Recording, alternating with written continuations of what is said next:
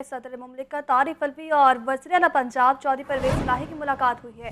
बाहमी दिलचस्पी के अमूर, सियासी और माशी सूरत हाल पर तबादला ख्याल किया गया है, जबकि मईशती ख़राब सूरत हाल पर गहरी तशवीश का इजहार किया गया। विफाकी हुकूमत की नाकिस पॉलिसियों पर कड़ी तनकीद। चौधरी परवेज़ इलाही कहते हैं, पंजाब की वज़ारत आला इमरान खान की इमानत है। मौजूदा हालात में सबको पाकिस्तान के लिए सोचना होगा। और इस मौके पर डॉक्टर आरिफ अलवी बोले, मामला तो खुश असलूबी से हल करने के लिए कोशां हैं। उम्मीद है बेहतर रास्ता निकल आएगा। जी बिल्कुल, अहम मुलाकात के बारे में आपको बताएं कि सदर पाकिस्तान और वज़ीर आला पंजाब के दरमियान ये मुलाकात हुई। इस मुलाकात के बारे में आपको ये बताएं कि बाहमी दिलचस्पी के अमूर, सियासी और मुआशी सूरत हाल पर तबादला ख्याल किया गया। लियाकत अली से बात करेंगे। लियाकत, अहम मुलाकात हुई और जिसमें यकीनन पैगाम रसानी भी हुई, क्या मालूमात है आपके पास? जी बिल्कुल, सियासी राब्तों और मुलाकातों का सिलसिला तेज़ हो चुका है। डॉक्टर आरिफ अलवी जो कि कल से लाहौर के दौरे पे हैं, कल रात उन्होंने इमरान खान से मुलाकात की थी और आज उनकी मुलाकात वज़ीर आला पंजाब चौधरी परवेज़ लाई, मोनस लाई और MNA हुसैन लाई के साथ हुई। इस मुलाकात में मुआशी सियासी सूरत हाल और जो असम्बलियों की तहलील के मामला हैं, इन पर मुशावरत की गई। इस मौका पर सदर मुमलिकत डॉक्टर आरिफ अलवी का कहना था कि हमें पाकिस्तानी बनकर सोचना चाहिए और सियासत में कोई चीज़ हरफ़ आखिर नहीं होती, सूरत हाल के तहत फ़ैसले करना होते हैं। उन्होंने कहा कि पाक वतन हमसे इत्तेहाद, यगानगत और सियासी रवादारी का तकाजा कर रहा है। मामलात को खुश हबसूबी से हल करने के लिए कोशा हूँ। और डॉक्टर आरिफ अलवी ने इस उम्मीद का इजहार किया कि अल्लाह ताला से वो पुरुम्मीद हैं कि पाकिस्तान के लिए बेहतर रास्ता निकल आएगा। उन्होंने इस मौका पर चौधरी परवेज़ लाई की तारीफ़ की और कहा कि वो एक मुदब्बर सियासतदान हैं और सियासी अमूर पर गहरी राय रखते हैं। चौधरी परवेज़ लाई से उन्होंने अपनी मुलाकात को इंतहाई खुशगवार करार दिया। इस मौका पर चौधरी परवेज़ लाई ने मईशत की ख़राब सूरत हाल पर तशवीश का इजहार किया और वफाकी हुकूमत की नाकिस पॉलिसियों को कड़ी तनकीद का निशाना बनाया। चौधरी परवेज़ लाई का कहना था कि चंद माह के अंदर ही वफाकी हुकूमत पाकिस्तान को इक़्तिसादी लिहाज से कई बरस पीछे ले गई है और मईशत रोज़ बरोज़ गिर रही है और ये अपने इक़्तिदार को तूल देना चाहते हैं, सिर्फ अपनी सियासत बचाना चाहते हैं। उन्होंने कहा कि आज रियासत बचाने का सवाल उठाने वाले सबसे पहले अपने मुफाद को देख रहे हैं और पाकिस्तान के लिए हमें सोचना होगा। जी अच्छा लियाकत, ये बताइएगा, परसों ऐलान जिस तरह किया साबिक़ वज़ीर आज़म इमरान खान ने कि वो 17 दिसंबर को असम्बलियाँ तहलील करने के हवाले से ऐलान करेंगे कि कब करेंगे, तो क्या खबर है आपके पास, कब ये पॉसिबल है कि वो ऐलान करेंगे और तारीख देंगे? आज बिल्कुल 17 दिसंबर को इमरान खान जो है वो लिबर्टी चौक में वीडियो लिंक के ज़रिए खिताब कर रहे हैं और उसी वक्त वो पंजाब के मुख्तलिफ डिवीज़नल हेडकोार्टर्स पर भी खिताब करेंगे वीडियो लिंक के ज़रिए। 17 दिसंबर को इमरान खान पंजाब असम्बली और KP के असम्बली तहलील करने की हतमी तारीख का ऐलान करेंगे। गालिब इम्कान यही है, जो PTI की क़यादत की ख्वाहिश और सोच नज़र आ रही है कि वो 23 दिसंबर को ठीक है, असम्बली को 23 तहलील। दिसंबर तक मतवक़्क़े है। लियाकत अली अपडेट कर रहे थे, बहुत शुक्रिया। आगे बढ़ेंगे, आपको अपडेट करें। और इनलाइन ट्रेन ट्रैक के नीचे ग्रीन बेल्ट को बहाल करने का मंसूबा। PHA की ग्रीन बेल्ट पर कब्जा माफिया ने पंजे मजबूत कर लिए। और इन ट्रेन ग्रीन बेल्ट को बहाल करने के बजाय कमर्शल सरगर्मियां जारी। PHA इंतजामिया ने कब्जा वागुजार करवाने की कोशिश की तो कब्जा माफिया की जानिब से शदीद मज़ाहमत का सामना करना पड़ा। इस पर बात कर लेते हैं ज़ैन अलाउद्दीन से। ज़ैन, आखिर इस कब्जा माफिया को किसकी सरपरस्ती हासिल है? इरमनाज, ये बुनियादी तौर पर ऑरेंज ट्रेन का जो ट्रैक है एलिवेटेड, उसके नीचे ग्रीन बेल्ट को बहाल करने के हवाले से अभी तक PHA और LDA की जानिब से करोड़ों रुपए खर्च किए जा चुके हैं, लेकिन इस ग्रीन बेल्ट को और ऑरेंज ट्रेन को फाल हुए 2 साल से ज्यादा का वक्त गुजर चुका है, लेकिन इसके बावजूद इन ग्रीन बेल्ट को बहाल नहीं किया जा सका। अब ये नया स्कैंडल सामने आया है कि PHA की ग्रीन बेल्ट पर मुबैना तौर पर कब्जा माफिया की जानिब से पंजे गाड़े हुए हैं और इस ग्रीन बेल्ट को बहाल करने की बजाय इसको कमर्शियल सरगर्मियों के लिए इस्तेमाल किया जा रहा है। 10 रोज कबल कमिश्नर लाहौर डिवीजन मोहित जान की जानिब से ट्रैक है उसका दौरा किया गया और इस मौका पर इस खबर की निशानदेही की गई कि ट्रैक के नीचे ग्रीन बेल्ट पर आरजी तौर पर पुख्ता दुकानें बनाई हुई हैं, जिस पर कमिश्नर लाहौर की जानिब से DG PHA को ये अहकाम जारी किए गए जी कि जैन, आपने अपडेट किया, शुक्रिया आपका। आपको बताएं कि FI के 3 अफसरान की ग्रेड 20 में तरक्की हुई है। तरक्की पाने वालों में खालिद अनीस, अबू जर सब्तैन और तारिक परवेज शामिल हैं। वज़ारत दाखिला ने तरक्कियों का नोटिफिकेशन भी जारी कर दिया है। राहिल अली से बात करेंगे। जी राहिल, नोटिफिकेशन के मतन के बारे में बताइए।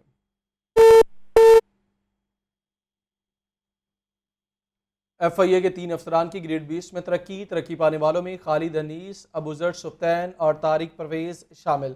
इस बारे नोटिफिकेशन भी जारी हो चुका है और ये नोटिफिकेशन वफाकी वजारत दाखिला ने जारी किया। वजारत दाखिला ने तरक्कियों के बारे नोटिफिकेशन जारी कर दिया गया। फेडरल इन्वेस्टिगेशन एजेंसी के 3 अफसरान की ग्रेड 20 में तरक्की हुई और इस तरक्कियों के बारे आपको बताएं कि बाज़ाब्ता तौर पर नोटिफिकेशन वफाकी वजारत दाखिला ने जारी कर दिया।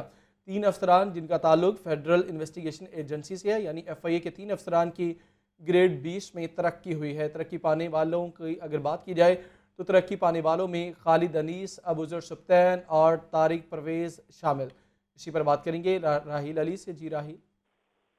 जी, FIA के 3 अफसरान को ग्रेड 19 से 20 में जो है वो तरक्की दे दी गई है और इन्हें डायरेक्टर इन्वेस्टिगेशन जो है वो तैनात किया गया है। अगस्त 2022 में जो है वो बोर्ड की जानिब से इनकी तरक्की की मंजूरी दी गई थी, ताहम अब जो है वो बाकायदा तौर पर नोटिफिकेशन जारी कर दिया गया है। तरक्की पाने वालों में जो है वो खालिद अनीस शामिल है, अबूजर सुब्तैन शामिल है, जबकि तारिक परवेज जो है वो शामिल है। और ये जो अफसरान है बड़े सीनियर अफसर थे FIA के, और अब जो है वो ग्रेड 20 में बतौर डायरेक्टर जो है वो उनकी तैनाती की और उनकी जो है वो तरक्की की मंजूरी दे दी गई है। जी ठीक है, बहुत शुक्रिया राहिल। साबिक डिप्टी स्पीकर दोस्त मोहम्मद मजारी के खिलाफ सरकारी अराजी पर कब्जे का इल्ज़ाम। दोस्त मोहम्मद मजारी के 5 शरीक मुलजिमान की अबूरी जमानत पर समाअत हुई।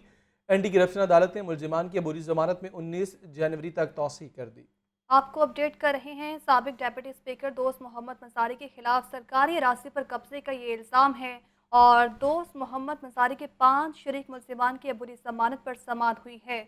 एंटी करप्शन अदालत ने मुलजिमान की अबूरी जमानत में 19 जनवरी तक तौसीह कर दी। आपको बताएं कि DGPHA ज़िशान जावेद का शहर के मुख्तलिफ पार्क्स का दौरा। DGPHA ने पार्कों में पीपल ट्री प्लांटेशन मुहिम के तहत पौधे भी लगाए, जबकि पार्कों की तज़ीन और आइश और दीगर इंतजामात का भी जायज़ा लिया गया। ज़िशान जावेद का इस मौके पर कहना था कि हॉटलाइन 1399 के नाम से शिकायत सेल लॉन्च करने का फैसला किया गया है। ज़ैनुल आबिदीन से बात करेंगे। जी जैन, कहिए। आपको इस बारे अपडेट करें कि DGPHA ज़िशान जावेद का शहर के मुख्तलिफ पार्कों का दौरा। DGPHA ने पार्कों में मैपल ट्री प्लांटेशन मुहिम के तहत पौधे लगाए और साथ आपको ये भी बताएं कि पार्कों की तज़ीन व आराइश और दीगर इंतजामात का जायज़ा भी लिया। DGPHA ने इस मौके पर कहा कि हॉटलाइन 1399 के नाम से शिकायत सेल लॉन्च करने का फैसला किया गया।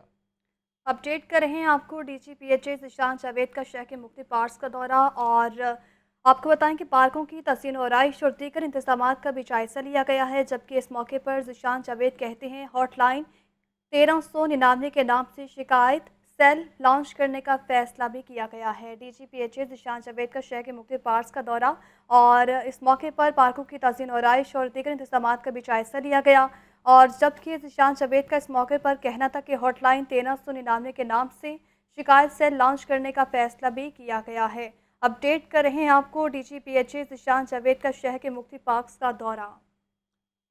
Director general PHA Zeeshan Javed ने शहर के मुख्तलिफ पार्कों का दौरा किया। Director general park and horticulture authority ने पार्कों में मैपल ट्री प्लांटेशन मुहिम के तहत पौधे लगाए, पार्कों की तज़ीन व आराइश और दीगर इंतजामात का जायज़ा लिया। DGPHA ने इस मौके पर यह कहा कि हॉटलाइन 1399 के नाम से शिकायत सेल लॉन्च करने का फैसला किया गया, यानी अब किसी को भी कंप्लेंट करनी है तो वो इस हॉटलाइन नंबर यानी 1399 के नाम से जो एक कंप्लेंट सेल लॉन्च किया गया है वहाँ पर अपनी शिकायत रजिस्टर्ड करवा सकते हैं।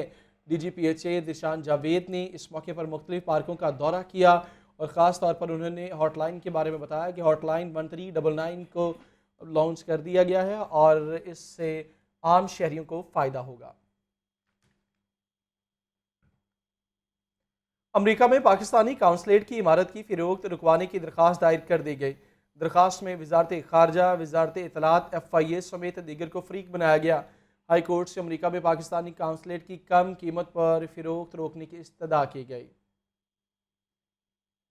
आपको अपडेट कर रहे हैं। अमेरिका में पाकिस्तान कौंसलेट की इमारत की फ़रोख्त को रुकवाने की दरख्वास्त पर दरख्वास्त दायर की गई है, जबकि दरख्वास्त में वजारत ख़ारजा, वजारत इत्तलात और FIA समेत दीगर को भी फ़रीक बनाया गया है। हाई कोर्ट से अमेरिका में पाकिस्तान कौंसलेट की कम कीमत पर फ़रोख्त रोकने की इस्तदा की गई है। अपडेट कर रहे हैं आपको। अमेरिका में पाकिस्तान कौंसलेट की इमारत की फ़रोख्त रुकवाने की दरख्वास्त दायर की गई है। दरख्वास्त में वजारत ख़ारजा और वजारत इत्तलात जबकि FIA को भी फ़रीक बनाया गया है। ईवान वज़ीर आला के बाहर पंजाब हेल्थ इंजीनियरिंग डिपार्टमेंट के मुलाजमीन का एहतजाज, मुजाहिरीन की शदीद नारेबाजी, नौकरियों पर मुस्तकिल करने का मुतालिबा। ईवान वज़ीर आला के बाहर पुलिस की इजाफी नफरी तैनात कर दी गई। ईवान वज़ीर आला के बाहर पंजाब हेल्थ इंजीनियरिंग डिपार्टमेंट के मुलाजमीन ने एहतजाज किया, मुजाहिरीन की शदीद नारेबाजी, नौकरियों पर मुस्तकिल करने का मुतालिबा। ईवान वज़ीर आला के बाहर पुलिस की इजाफी नफरी भी तैनात कर दी गई। आपको इस प्रोटेस्ट के बारे में बता रहे हैं कि ईवान वज़ीर आला के बाहर पुलिस की इजाफी नफरी तैनात कर दी गई है और सिक्योरिटी के इंतहाई सख्त इकदाम भी किए गए। ईवान वज़ीर आला के बाहर ये प्रोटेस्ट हो रहा है और आपको ये साथ बताएं कि पंजाब हेल्थ इंजीनियरिंग डिपार्टमेंट के मुलाजमीन ये एहतजाज कर रहे हैं। अपने मुतालिबात के बारे में वो यहाँ पर नारेबाजी भी कर रहे हैं। ख़ास तौर पर अगर बात की जाए उनके मुतालिबात की तो वो नौकरियों पर मुस्तकिल करने का मुतालबा कर रहे हैं। तो इसी पर हमारे नुमाइंदे फ़हद अमीन मौजूद है, उनसे सबसे पहले बात करेंगे। फ़हद, इनके मुतालिबात के बारे में क्या डिटेल है आपके पास? वज़ीर आला के बाहर आज जो है वो पंजाब हेल्थ इंजीनियरिंग डिपार्टमेंट के मुलाजमीन सरापा एहतजाज है। मुलाजमीन की जानिब से जो है वो अपने मुतालबात के हक में एहतजाजी मुजाहरा किया गया था और उसके बाद जो है उन्होंने धरना दे दिया। इस वक्त ईवान वज़ीर आला में सदर पाकिस्तान डॉक्टर आरिफ अलवी भी मौजूद हैं। ईवान वज़ीर आला के बाहर जो है वो इंतजामिया की जानिब से पुलिस की इजाफी नफरी जो है वो इस सूरत हाल में तैनात कर दी गई है। पंजाब हेल्थ इंजीनियरिंग डिपार्टमेंट के मुलाजमीन का एक ही मुतालबा है, उनका कहना है कि अरसा दराज से जो है वो उन्हें जो है वो मुस्तकिल नहीं किया जा रहा और जब तक इन्हें मुस्तकिल नहीं किया जाता उस वक्त तक ये जो है वो अपना एहतजाज खत्म नहीं करेंगे। और नासिर, महंगाई ने अवाम की कमर तोड़ कर रख दी है। ब्रॉयलर की कीमत को ब्रेक ना लग सकी। मुर्गी गोश्त की कीमत एक बार फिर 400 रुपये से तजावुज़ कर गई है, जबकि सब्जियों की कीमतों में इजाफा भी मामूल बन गया है। अब्दुल कादिर की रिपोर्ट।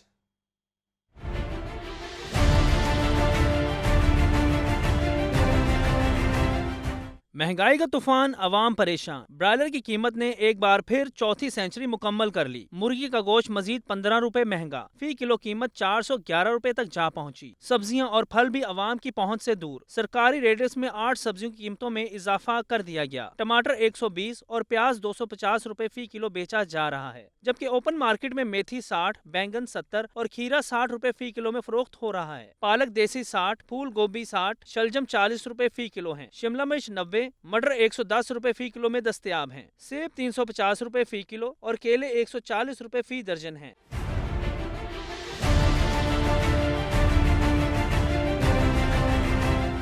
अवाम बढ़ती महंगाई से परेशान है। कहते हैं गोश्त खरीदना तो अब ख्वाब बन चुका है। सब्जियां भी कुव्वत खरीद से बाहर होती जा रही हैं। प्याज एक दिन पहले पता लगता है 150 है तो अगले दिन 200 रुपये होते हैं, 250 रुपये होते हैं।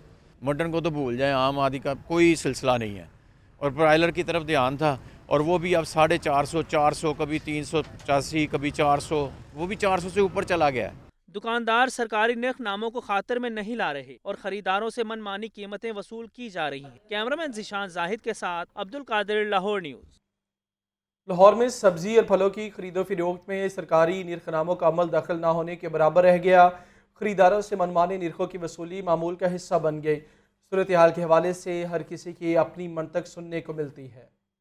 मुख्तलिफ अशिया की सरकारी निरखों पर फरोख्त को यकीनी बनाने के लिए इस वक्त लाहौर में 88 प्राइस कंट्रोल मजिस्ट्रेट्स काम कर रहे हैं। इस मकसद के लिए गरां फरोशों के खिलाफ कार्रवाइयों का सिलसिला भी जारी रहता है, लेकिन अमली तौर पर अब सरकारी निरखनामों पर खाल खाल ही अमल होता दिखाई देता है। खुसूसन फलों और सब्जियों की खरीदो फरोख्त में ये सूरत हाल बहुत नुमाया नजर आती है। हर किसी ने अपना अपना रेट लगाया हुआ है। कोई 220 दे रहा है, प्याज ले रहा हूँ ये 180 मिले हैं, कोई 200 दे रहा है। रेट लिस्ट में नहीं मिलती, जो सरकार रेट देती है ना उससे रेट ऊपर ही होता है। जब भी जाते हैं कोई अपने अपने सामने रेट लगाए हुए, किसी का एक रेट नहीं होता यहाँ। फलों का तो कुछ इतना को खास रेट नहीं होता सरकारी, ये तो इनकी मनमर्जी है। अमूमी तौर पर मुख्तलिफ सब्जियों और फलों की फरोख्त पर सरकारी निरखों से 15 से 20% ज्यादा दाम वसूल किए जाते हैं, तो फलों की फरोख्त में ये तनासुब 30 से 40% तक भी हो सकता है। इस तनाजुर में दुकानदार करार देते हैं कि असल मामला ये है कि उन्हें बड़ी मंडियों से जिस भाव फल और सब्जियां मिलती हैं वो इसी तनासुब से अपना मुनाफा रख कर उन्हें फरोख्त कर देते हैं। जिस भाव खरीदारी कोई करेगा 10-20 रुपए कमाई करके ही बेचेगा। ਅਸੀਂ ਹੁਣ ਇੱਥੇ ਲਿਆ ਕੇ ਮਾਰਜਨ ਰੱਖ ਕੇ ਤੇ ਫੇਰ ਹੀ ਵੇਚਾਂਗੇ ਤੇ ਸਾਨੂੰ ਕੋਈ ਬਚੇਗਾ ਨਾ। ਉਹ ਕਹਿੰਦੇ ਨੇ 80 ਰੁਪਏ ਚੀਜ਼ ਲਿਆ ਕੇ 80 ਰੁਪਏ ਵੇਚੀ ਜਾਓ। अगर जाके ਵੱਡੇ ਤਾਜਰਾਂ ਨੂੰ ਪੁੱਛ ਲੈਣ ਤੇ ਪਿਆਜ਼ ਇੱਥੇ 50 रुपए किलो ਵਿਕੇ। एक तो महंगाई की शदीद लहर और दूसरे सरकारी निर्खनामों पर अमल न होना शहरियों के लिए बहुत बड़ी मुसीबत बन चुका है। दूसरी तरफ हुक्काम करार देते हैं कि गरां फरोशी पर काबू पाने के लिए इक़दामात का सिलसिला मुस्तकिल बुनियादों पर जारी रहता है। जो लूटना है शहरियों को वो बर्दाश्त नहीं किया जाएगा। हल्की फुल्की ठीक है, होती है कमी पेशी, वो फिर भी बर्दाश्त की जा सकती है, लेकिन ये चीज़ नहीं होगी जहाँ शहरियों को लूटा जा रहा हो और प्राइसेस में डबल का फ़र्क हो। उस पर कोई कॉम्प्रोमाइज़ नहीं होगा। मैजिस्ट्रेट्स को कहा है कि आप इस पर फ़ाइन भी करें और इसमें जो बाकी कानून है उसको भी इम्प्लीमेंट करें। इस सूरत हाल के पैदा होने की वजूहात जो भी हों, इनका खमियाजा बहरहाल सारिफीन को ही भुगतना पड़ रहा है। हमसे अक्सर ये सवाल किया जाता है कि महंगाई पर इतनी रिपोर्ट्स चलती हैं तो इसके बावजूद महंगाई कम क्यों नहीं होती। तो हमेशा की तरह आज भी हमारा यही जवाब है कि हमारा काम सिर्फ खराबी की निशानदेही करना होता है। इक़दामात उठाना उनका काम होता है जो इसके ज़िम्मेदार हैं, और अगर वो इक़दामात नहीं उठा रहे तो मतलब अपने प्राइस से गफलत बरत रहे हैं। कैमरामैन नुमान इजाज़ के साथ सुहेल कैसर, लाहौर में।